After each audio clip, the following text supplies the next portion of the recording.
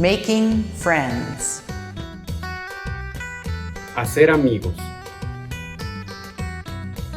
Faire Nouvo Zanmi. Hi, I'm Chelsea from California, and today we're going to teach you how to make friends in English, Spanish, and Haitian Creole. Hola amigos, soy Emanuel de México y en este video vamos a aprender a hacer amigos en inglés, español y criollo haitiano. ¿Nos acompañan? Hello guys, comment nous y? Making friends, faire Nouvo Zanmi. Moi relais junior, moi sorti Haïti, moi t'ai fait un nombre de temps à vivre en République Dominicaine. Actuellement, je vis Florida. Nous allons commencer avec premier partie. En allez.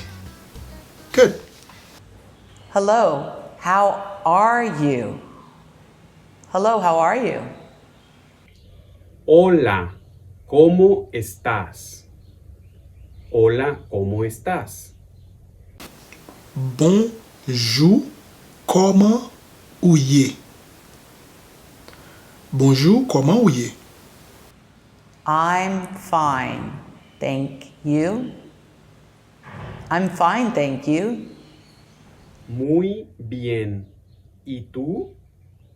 Muy bien. ¿Y tú? Moins bien et ou même. Moins bien et ou même. What is your name? What is your name? ¿Cómo te llamas? ¿Cómo te llamas? Comment ou relais? Comment relais? My name is Chelsea. Me llamo Emanuel. Moins relais junior. Nice to meet you. Nice to meet you. Mucho gusto. Mucho gusto. Enchanté. Enchanté. Where are you from?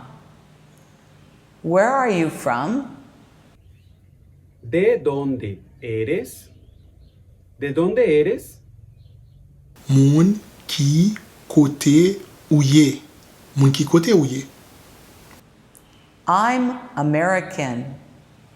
I'm Mexican. I'm Dominican. I'm Haitian. Soy americano. Soy mexicano. Soy dominicano. Soy haitiano.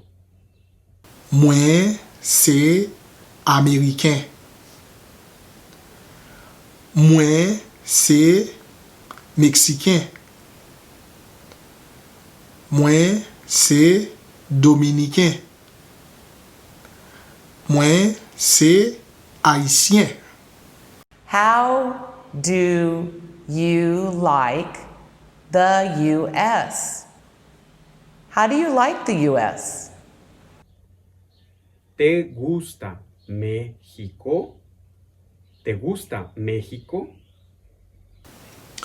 Ki sa pense de Haiti? Ki sa pense de Haiti? It's nice here. It's nice here. Es bonito aquí. Es bonito aquí. Ici la belle en pile. Ici la belle en pile. How long have you been in the U.S.? How long have you been in the U.S.? ¿Cuánto tiempo tienes en México? ¿Cuánto tiempo tienes en México? Combien temps ou gagne en Haïti? Combien de temps on gagne en Haïti? 3 days, 2 weeks, 1 month. Tengo 3 días, 2 semanas, 1 mes. 3 jours, 2 semaines, 1 mois. Thanks for studying English, Spanish, and Haitian Creole with us today. I hope you come back for part 2 of Making Friends. Gracias por acompañarnos y estudiar con nosotros inglés, español y criollo haitiano. Si te gustó este video, regresa para la parte 2. Merci d'eske ou te étudié avec nous. N'a pas ouais dans deuxième vidéo ça.